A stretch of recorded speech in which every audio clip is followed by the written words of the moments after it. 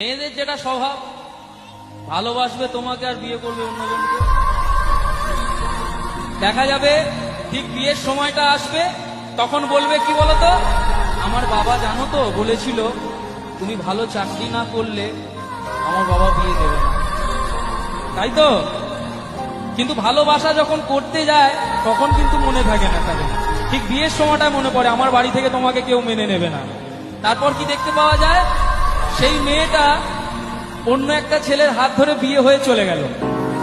আর সেই ছেলেটার হালটা কি হয় তখন?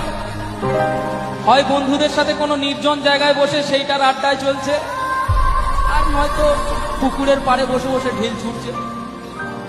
আর মনে মনে শুধু একটা কথাই ভাবে যে যাকে আমি এত জীবন দিয়ে ভালোবাসলাম সে আমার কাছ থেকে চলে গেল এইভাবে, যেতে পারলো কি করে?